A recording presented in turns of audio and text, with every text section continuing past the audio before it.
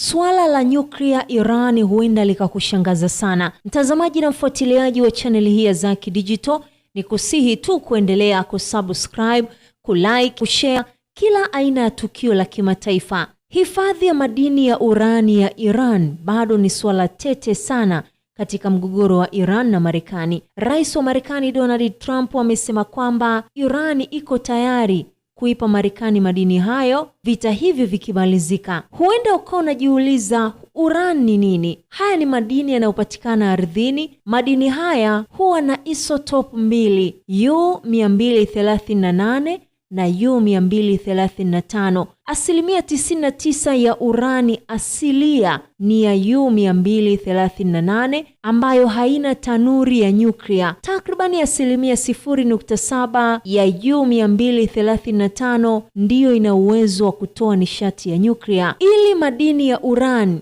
yawe na maana, aina ya U-235 lazima itumiwe kwa wingi zaidi katika mchakato wa kuirutubisha. Urani hubadilishwa kwanza kuwa gesi na kuwekwa kwenye mashine pewa. Mashine hii huzungusha madini hayo na U-238 huzunguka kwa kutoka nje ya mzunguko, huku U-235 ambayo ni nyepesi hubakia karibu na kitovu cha mashine hiyo. Hatua hii huitenganisha U-235 ambayo ndiyo muhimu sana kutoka kwa U-238. Viwango fulani vya urutubishaji vinaifanya urani kufaa katika matumizi mbalimbali. Urani hurutubishwa kwa kiwango cha chini cha 3 hadi 5 ya U-235 na hii hutumika katika mashine za kibiashara na huzalisha nishati ya nyuklia. Kiwango hiki hakitoshi kutengeneza silaha za nyuklia. Urani uliorutubishwa kwa kiwango cha juu cha hadi 20% au zaidi ndiyo hutumika katika vinu vya utafiti, na zile ambazo hutumika kwa silaha za vita hurutubishwa hadi kwa viwango vya 90%. Katika makubaliano yaliyoafikiwa mwaka 2015 na mataifa takribani 6 yenye nguvu duniani, China, Ufaransa, Ujerumani, Urusi, Marekani na hata Uingereza, Iran iliwekewa vikwazo vya kurutubisha uran hadi kiwango cha 3.67. Makubaliano hayo pia yalisema hifadhi ya uran ya Iran isipite kilomita 300 na kuweka viwango vya mashine pewa vya kutumia na hata kupiga marufuku urutubishaji wa chini ya ardhi ambao ulikuwa unafanywa na Iran. Ila mwaka 2018 Trump alijiondoa katika makubaliano hayo. Kiwango cha juu cha urutubishaji huongeza uwezo wa kutumika katika silaha za nyuklia. Kufikia urutubishaji wa kiwango cha 20% ni hatua kubwa sana, kwani inahitaji uwekezaji mkubwa wa vifaa vya kijeshi kufikia hatua hii, na pia madini hayo hupitishwa katika hatua kadhaa ambayo hii huchukua muda na hata juhudi nyingi zaidi. Ila kurutubisha urani kutoka 20% hadi 90 huchukua hatua kidogo tu. Hii inamaanisha urani iliyorutubishwa kwa kiwango kikubwa inaweza kubadilishwa na kuwa silaha kwa haraka sana. Kwa sasa hatima ya hifadhi ya urani ya Iran haijulikani kabisa.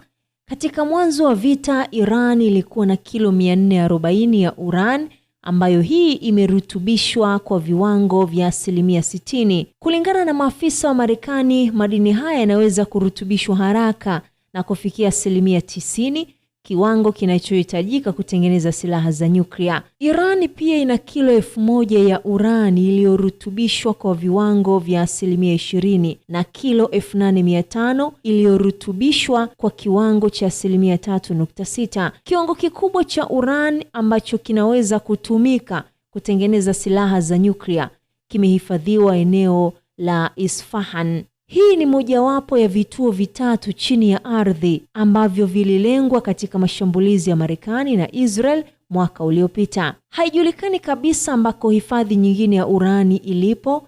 Teherani inasemekana kukataa pendekezo la kusitisha urutubishaji wa madini ya urani kwa miaka 20, ila wakapendekeza kusitisha hatua hiyo kwa muda wa miaka 5 pekee.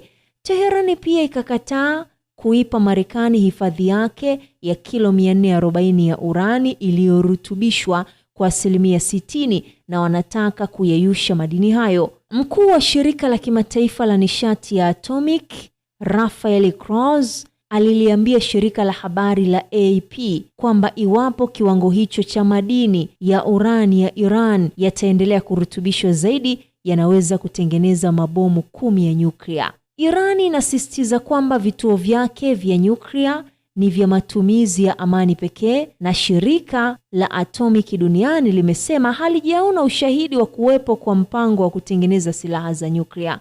Uzalishaji wa urani yenye kiwango cha juu kinachoweza kutumika kutengeneza silaha ni hatua moja tu katika uundaji wa bomu la nyuklia.